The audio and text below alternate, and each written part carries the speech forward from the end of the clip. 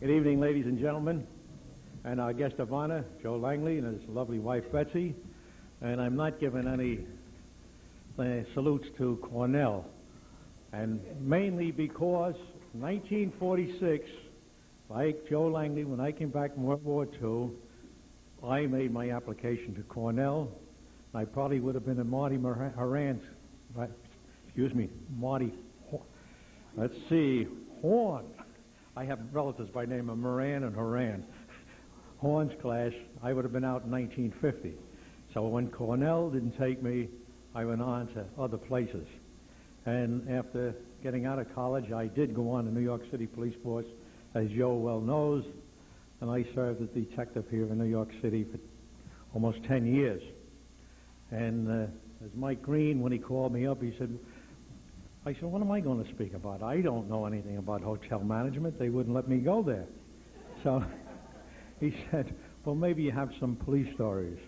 But better than police stories, let me tell you how my friend Joe Langley, as I call him, and we would say in the police department, a fellow with what we call street smarts, a fellow that would take in what was going on and be able to make the best of it. As a matter of fact, as a result of his going through the streets of New Jersey and on into New York at a young age, he learned a lot about life, which held him in good stead when he went into World War II. And then another expression we use in the police department called the rabbi, who would get you promoted. Joe used none other than Eisenhower to get him into Cornell. Because they met quite accidentally when Eisenhower visited the club that Joe was managing. And of course, he reminded Eisenhower and got a nice letter of recommendation from Eisenhower, and Joe got into Cornell. I didn't, because I didn't know any generals. But, you know, speaking of that general, I was bodyguarding him when he got the designation but yet not nominated as President of the United States. He was then president of Columbia University, and for those that do not know it, up there in Morningside Heights, there's a street called Morningside Drive, and it is the coldest place in the middle of winter to be guarding anybody. And we had to stay with the general, but his wife was very nice. One night, she sent out drinks, and we were so happy. Well, what was it? Cold Coca-Cola. So I can tell you, Joe, your friend Eisenhower didn't treat us too good when he was up in the 24th precinct at the time. But getting back to Joe, one of the things about you do learn as a young man and through life is take advantages of the opportunity when it's given to you. And that's what Joe did. He took advantage of the GI Bill, took advantage of Eisenhower, took advantage of Betsy. A poor young co-head who looked at this glamorous former captain in the Army and thought, gee, I'm going to have a great life. And she married him, and things did work out well because I met all of Joe Langley's children, because Joe used to be the manager of our Merchants Club. And by the way, since Joe left, the Merchants Club went down, till it's still there, but just barely existing. But Joe is the only manager that I know that was in there in the Merchants Club that at least made money at the Merchants Club. But, you know, when I did get invited here, and Mike Green, I said, invited me, I got the notation that Joe was going to be the Hotelie of the year. I said, what is that? Hotelie? So I went and I looked at Webster's dictionary. Couldn't find it. Then I went to the new Webster's dictionary. Still couldn't find it. Then I figured, it's an old Latin word. Looked Latin. Couldn't find it. Then I said, I know. It has something to do because he was over in France. He ran a hotel in France. That's what it means. Went to the French dictionary. No Hotelie. I asked the young lady when I first came in, who was at the desk, what's a Hotelie? And I hope before we leave tonight, somebody's going to tell us what is a Hotelie. Thanks very much.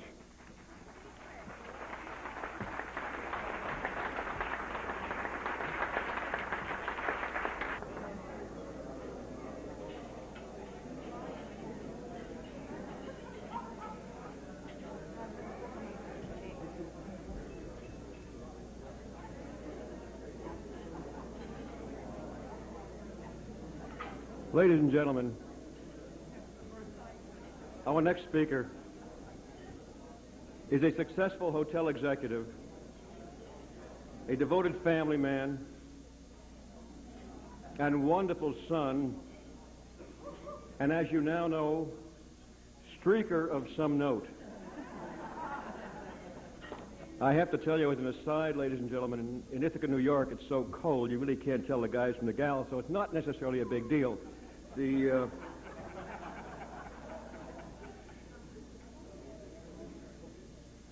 Mike said I could say that. You know, Dennis Langley is living proof of the old Cornell Ag School adage that the apple doesn't fall too far from the tree. At least that's what Betsy told me. A great young man from Chicago, Illinois, Mr. Dennis Langley.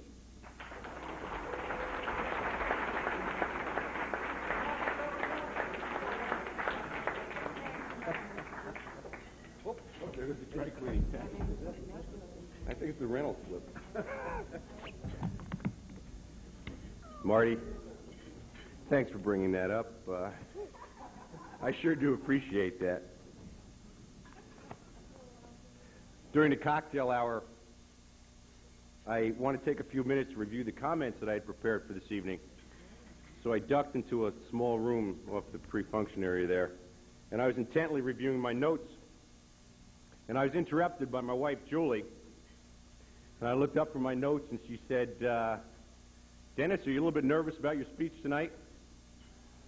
I said, no, not really. You know, I've done this a couple times before. And then she asked me, what are you doing in the ladies' room? On behalf of my mother, Betsy, my sisters, Judy and Kathy, my brother, Jim, and our respective families, we'd very much like to thank the New York chapter of the Cornell Society of Hotelmen for this honor which you're bestowing on my father. As you can imagine, our family is delighted at this recognition and the wonderful dinner that's being held in my father's honor. I think that all of us like to be well thought of by our friends, our colleagues, our peers, and I know that my dad is no exception.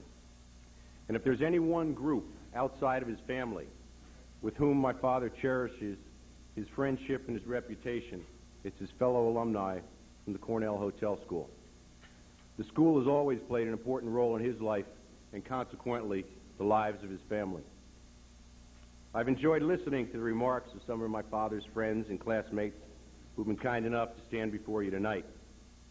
I'd like to share with you some of my perspective as a son on my father, and I think you might find it a little bit different than that of his colleagues or contemporaries. As you can imagine, he was a very attentive father. I can recall at a very young age, perhaps 8 or 9 years old, I was riding with him to work. He'd take me in from time to time to show me around. And as we were driving in the car to the restaurant where he was working at the time, I noticed a plane passing overhead. And I said, Dad, what is it that makes planes fly? How do those engines work? How can something that heavy be lifted up in the air? He responded by saying that he really didn't know very much about aeronautics. And yes, it truly was remarkable that something that heavy could be lifted in the air. But he just didn't understand much about it. Well, I asked him how those bright neon signs that we saw on the side of the road, how did those work? What was it about electricity that could illuminate those things like that? He once again responded by saying that he didn't know much about electricity, and this just really wasn't his area of expertise. I said, well, Dad, how about car engines? You know, you put gasoline in these engines, it makes the wheels turn. How does this combustion engine work? What is it that makes it work? He shrugged his shoulders, and he said this was another one he didn't know much about. Things mechanical were not just his forte, or just not his forte. I reflected on this for a moment, and it occurred to me that I might just be a bit of a pest. So I said, gee, Dad, I hope you don't mind that I'm asking you all these questions, He looked at me and he said, "Of course not. How else are you going to learn anything?"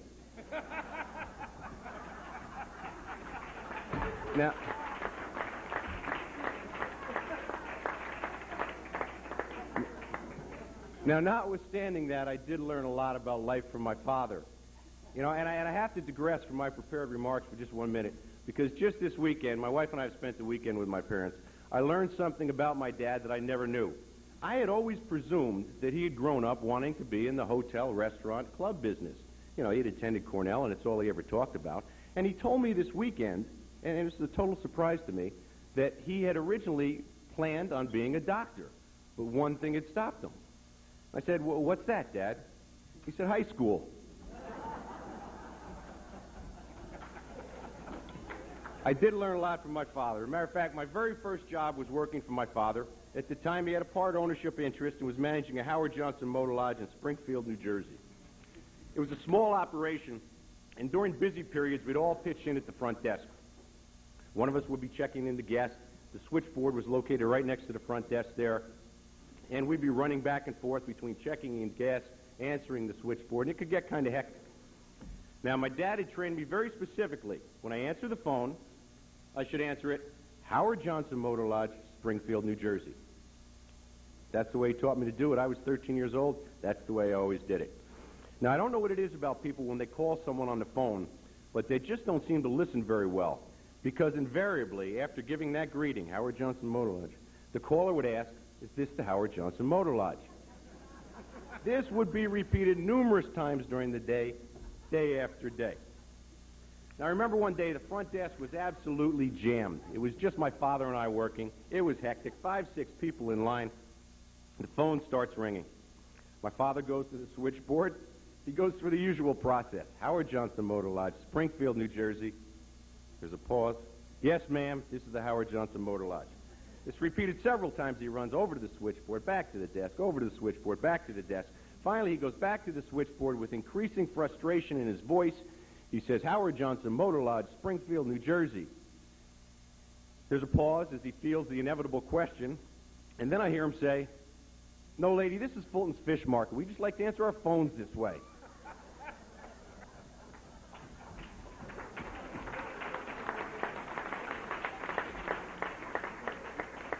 Well, I think one of the reasons why I enjoy working so much is because I had the chance to work with my father and see him have fun, not only in his job, but in everything he did in life. Now, my dad would be the first to acknowledge that one of the main reasons for his successful and happy life is the love and devotion of his wife and our mother, Betsy.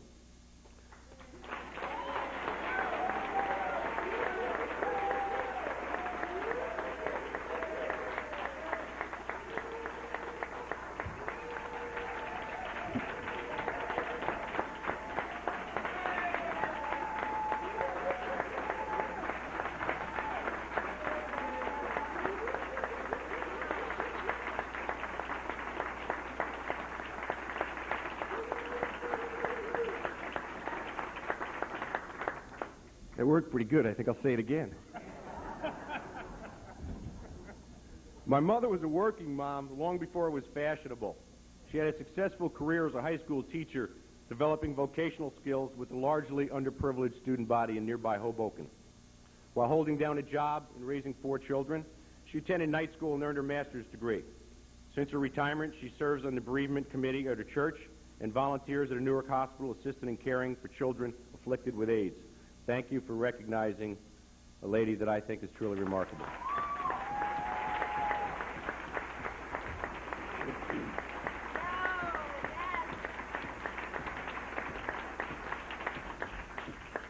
Now, lest you think I overemphasize the contributions my mother made to my father and our family, I'd like to tell you a brief story. Several years ago on Mother's Day, I called my parents' house to deliver my best wishes to my mom. My father answered, and we chatted for a few minutes. And when I asked to speak to my mother, he suggested that now was not a good time to talk. He'd have her call me back after she finished mowing the lawn.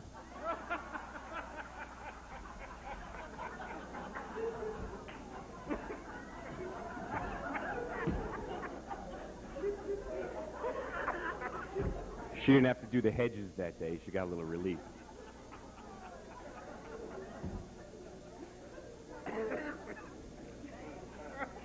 No, I'm laughing. Many of you who are here tonight know my father perhaps as a classmate, perhaps as a former working colleague, or perhaps just as a fellow alum from Cornell. You've seen fit to honor him here tonight, and for that, my family is deeply grateful. His family also honors him and loves him and wants you to know that all the many fine attributes that you see in him, we see in him even more so. Several years ago, I came across a poem that describes a man who tries to be good. And what motivates him is his love for his children and his awareness of the powerful influence of the example that he sets, particularly for his young son. This poem touched me because I felt that it described the type of person that my dad had always tried to be. I had a copy of it framed, and I gave it to him. It hangs prominently in his house today, so I think it touched a chord with him also.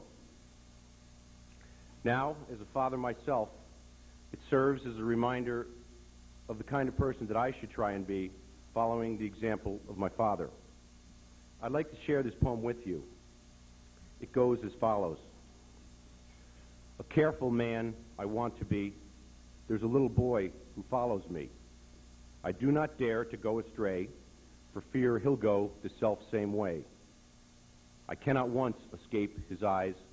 Whatever he sees me do, he tries. Like me, he says he's going to be, this little boy who follows me. He knows that I am big and fine and believes in every word of mine. The base in me he must not see, this little boy who follows me. For after all, it's easier, that brighter road to climb, with little hands behind me to push me all the time. And I know that I'm a better man than what I used to be, because I have this son at home who thinks the world of me.